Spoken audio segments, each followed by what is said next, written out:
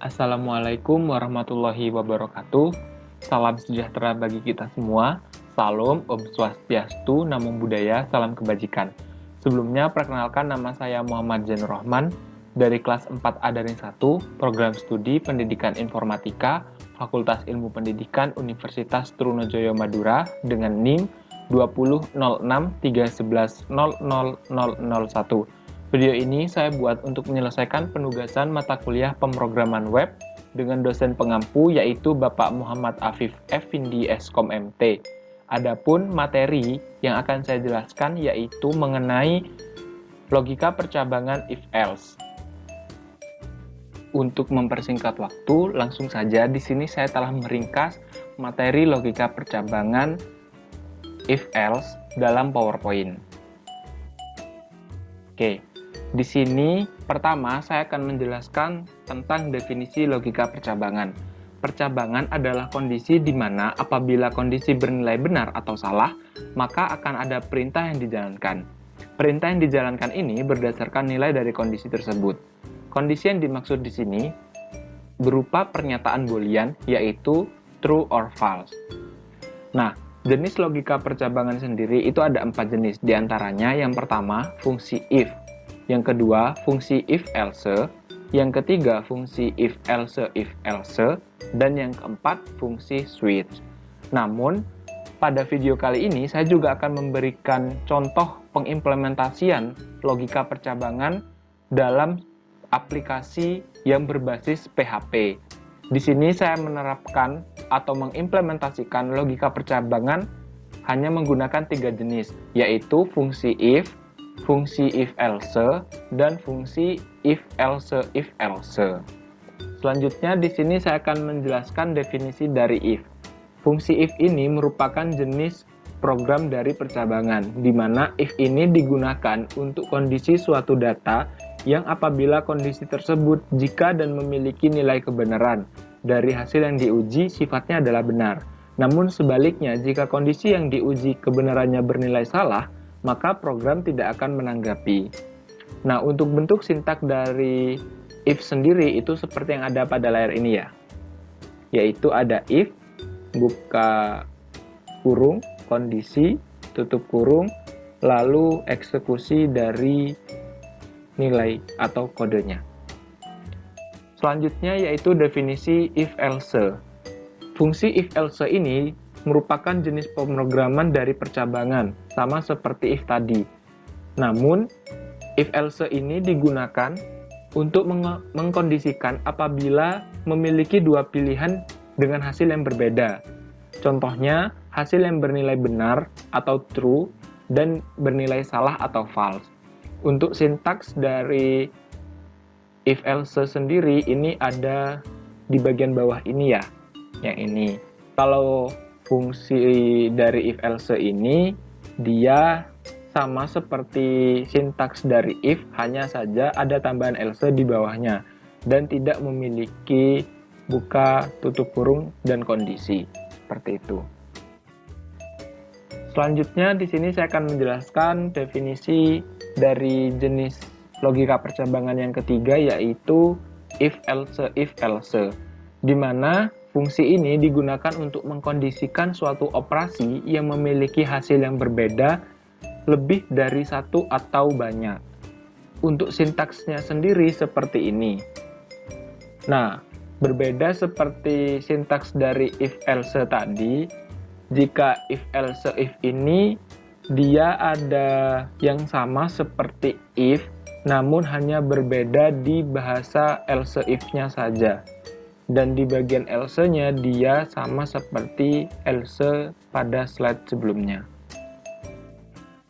Nah, untuk aplikasi pendukung dalam pengimplementasian menggunakan bahasa PHP di sini, saya menggunakan 3 aplikasi pendukung. Yang pertama yaitu Sublime Text, yang kedua XMPP, dan yang ketiga Microsoft Edge atau Chrome.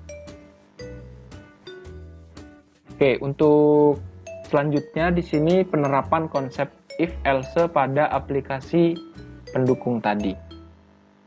Saja di sini pertama kita buka XAMPP terlebih dahulu, kemudian kita klik Start di bagian Apache dan MySQL. Di sini saya sudah klik Start dari keduanya ya. Kemudian teman-teman bisa buka aplikasi dari Sublime Text. Nah, teman-teman jika tidak memiliki Sublime Text bisa menggunakan Notepad atau Visual Code. Namun di sini saya menggunakan Sublime Text. Nah, untuk codingannya sendiri itu di sini saya telah membuat beberapa program di mana logika percabangannya sendiri ini ada dari baris ke-19 sampai dengan baris ke-44. Di mana program ini bertujuan untuk mengetahui ketuntasan atau kelulusan sebuah mata kuliah pada program studi pendidikan informatika. Nah, untuk mata kuliahnya sendiri di sini saya menggunakan mata kuliah pemrograman web. Nah, untuk logika percabangannya sendiri di sini menggunakan if else, di mana if-nya sendiri ini yang pertama menentukan nilai jika lebih dari 90 maka dia akan mendapatkan predikat A+ dan dinyatakan lulus. Jika dia mendapatkan nilai lebih dari 80 maka dia akan mendapatkan predikat A dan dinyatakan lulus. Jika dia mendapatkan nilai lebih dari 70 maka dia akan mendapatkan predikat B dan dinyatakan lulus. Namun jika mendapatkan nilai lebih dari 60, maka dia akan mendapatkan predikat C dan dinyatakan lulus juga. Untuk else-nya sendiri di bagian akhir, di sini karena tidak ada pilihan lagi, maka menggunakan else ya. Nah, else-nya sendiri ini nanti akan muncul nilai di bawah 60 secara otomatis. Jadi jika nantinya kita memasukkan nilai 59, maka dia akan muncul nilai D dan dinyatakan tidak lulus. Selain itu, di sini saya juga telah menambahkan heading atau bagian atas dari webnya, yaitu yuk cek kelulusanmu. Dan ditambahkan juga kalimat program studi pendidikan informatika sebagai identitas dan nama mata kuliahnya. Selain itu, pada codingan ini juga diberikan sebuah sama seperti inputan untuk memasukkan nilai ujian agar diketahui apakah lulus tidaknya, seperti itu. Nah, nantinya setelah kita memasukkan nilai ujian ini, maka nanti akan muncul di bagian yang ini, hasil dari kelulusannya, nilainya berapa, keterangannya apa, predikatnya apa, seperti itu.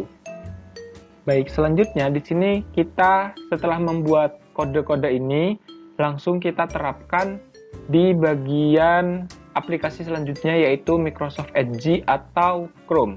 Di sini saya menggunakan Microsoft Edge ya, teman-teman. Oke, kita ketikkan localhost, kemudian /lulusan PIV. Nah, lulusan PIV ini merupakan folder dari program yang telah saya simpan ya. Nah, nanti akan muncul indeks dari lulusan PIV itu sendiri. Nah, di sini ada lulusan PHP ya, lulusan.php. Ini merupakan kode yang telah kita buat tadi. Kita klik, kemudian nanti akan muncul seperti ini. Yuk cek kelulusanmu, program studi pendidikan informatika, mata kuliah pemrograman web. Nah, di sini teman-teman bisa masukkan nilai ujiannya. Contoh di sini kita memasukkan 95 ya. Maka nanti akan memunculkan hasil seperti ini. Nilai 95, keterangan lulus, predikat A+. Namun, jika kita memasukkan nilai di bawah 60, maka contoh di sini 45 ya. Maka nanti akan muncul keterangan tidak lulus dan predikat nilainya D. Seperti itu. Jadi dalam codingannya sendiri itu telah disetting ya untuk mengetahui kelulusannya seperti apa. Oke, mungkin itu saja yang bisa saya sampaikan. Kurang lebihnya mohon maaf. Wassalamualaikum warahmatullahi wabarakatuh.